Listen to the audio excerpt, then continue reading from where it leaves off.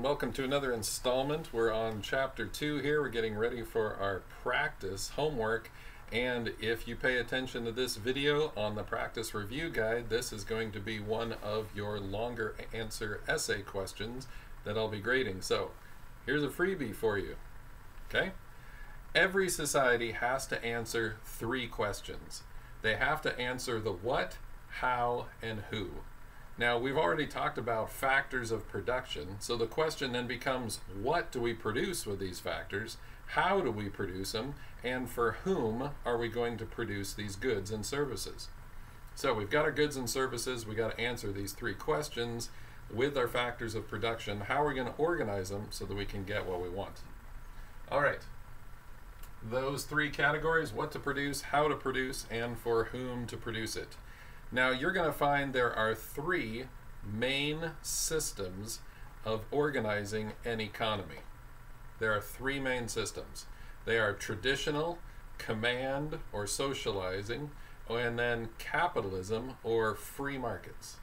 So you've got 3 systems. You've either got free, not free, and traditional. So we're going to start with traditional right here.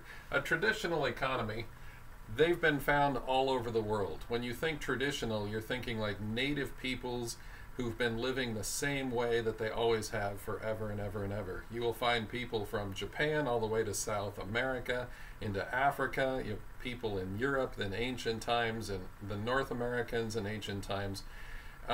Those kind of people, they live the same way they've always lived forever and ever.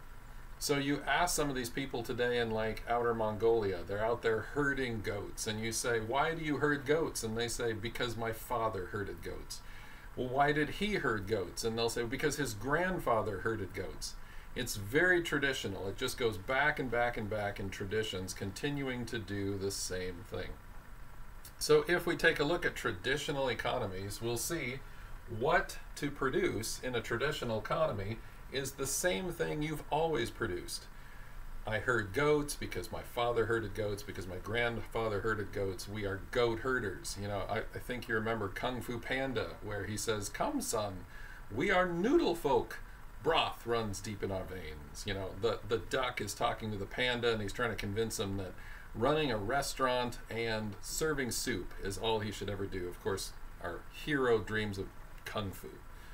Okay, but traditional economies, they are just always the same. And how do they produce things? How do they herd goats? Why, they do it exactly the same as they always have. They do it the same.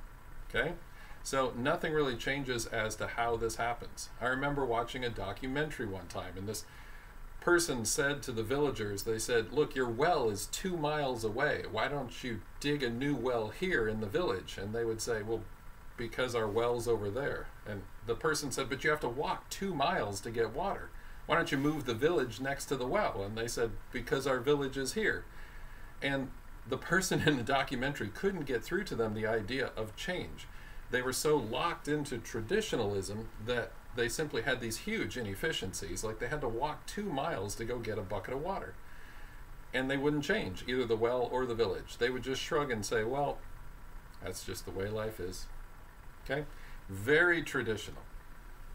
For whom do they produce? The same people as always. And usually these folks will gather in a big market, they'll go to the next village, and they'll say, hey, we've got goats again, you want to trade? And they say, yeah, we've got corn, let's trade. And it's a very basic, very simplistic system where you're in the barter kind of mentality and you're just barely scraping by. This is called subsistence living. You are just subsisting. You're not even talking about money here. You're talking about, like, can I get enough calories just to live?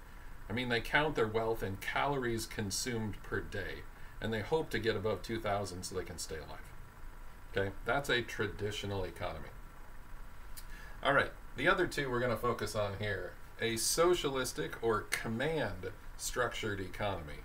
And you should remember that a command economy, like socialism here, is when the government controls all the means of production. So in this case, the government has the authority to tell you what to do. So you say, what should we produce? And the government says, produce this much stuff. And you say, well, what if I don't? And they say, I think you will want to. And they put a gun to your head and they say, look, this is what you're going to do because we're the ones with the guns. So that's what's produced in a controlled economy, whatever the government orders you to produce. And how do you do it? You do it however the government orders you to produce. Okay? The government will tell you how much, what to produce, and how to produce it. And finally, for whom are you going to produce it? Well, again, it's whoever the government says for you to produce. So some examples of this are going to be like the Soviet Union, the United Soviet Socialist Republic. You're going to be looking at Nazi Germany in this case, would be a good example. North Korea, the Chinese communists under Mao Zedong. It's only until recently they became more capitalist. Several countries in Africa, in South America. So you're going to see anytime you have a country that has the government ordering people how to produce, what to produce, and for whom to produce, that's a command style economy. Okay? The third type of economy is going to be a free market or a capitalistic type of economy. So this one takes a lot more thought. So what do you produce?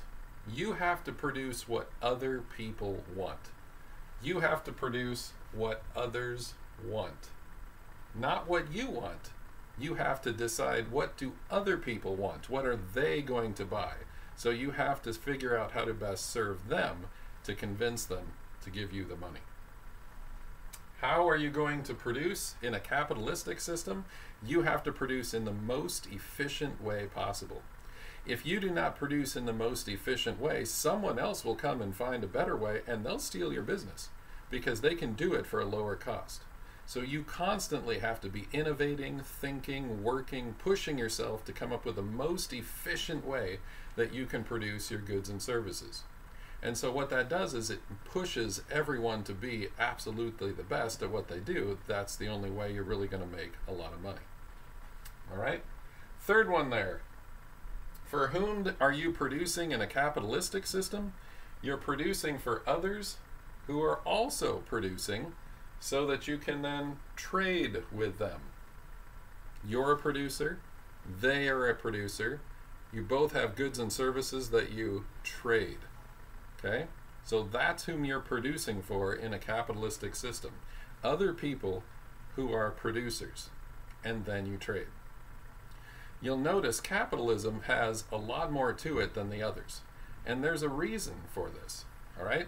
We're going to see here that the traditional and the socialistic or command style economies are desired by people throughout history. They always keep cropping up because they are brainless. They are brainless. It is the wish not to think. Okay? So even though we saw in the last century Nazi Germany killed millions upon millions of people in war and in death camps, the Soviet Union killed over 20 million people in its death camps. The Chinese communists killed 40 to 60 million people in their death camps. The North Koreans kill millions of people in their death camps. The Cambodians kill millions of people in their death camps. You can just go on and on when you have these government-controlled systems. And yet, even though the data is in, we clearly see that this just leads to death. People will continue to advocate for it because they're not looking at history. They're looking at their own lives and they're saying, I want to be brainless. I wish not to think. And they're hoping that if they give their thoughts to someone else, they will think for them and make it all better. So that's usually how you get these command style economies going, like in socialism. The other one, traditional, usually goes back to some sort of cultural desire to do what we've always done. People always look back to the good old days. Somewhere in the past there was this wonderful utopia, and if only we could just capture it again by doing the same things, somehow our lives will be better. And so what happens with traditional economies is that they find out that the good old days were not that good. In fact, they had a lot of problems. So most of the modern things that you have today, you know, you really can't live without a lot of those. I mean, you could, but not very long, and you certainly don't want to. For example, Gandhi became a leader in India. He was great at, getting rid of the British and freeing the people of India and passive resistance. He was great at that. As far as economics went, he was terrible. So he said that the people of India should return to their traditional roots, they should be self-sufficient, and they should live at the most basic level. And they are. Still today, a fair number of people in India are living at a very basic level. And it causes them a lot of poverty, a lot of pain, starvation, early death from a lot of sicknesses. So traditional economies, they want to be brainless. Command socialistic economies, they want to be brainless. And if you look at capitalism, you're going to see this is hard. What do people want? That's hard. You got to do a bunch of research. And how to produce things? Well, that's hard. You got to do a bunch of research, trial and error, experiments. You got to figure it out. And then you got to go find other people to trade with in the marketplace. It takes a lot of brain power to work in a capitalistic system. So why do you always see over and over people say, I don't want capitalism, I want socialism and traditional economies? Because it's a wish not to think. It's a wish to be told either by tradition what to do or by a government what to do, but not to think for yourself. All right? Thanks.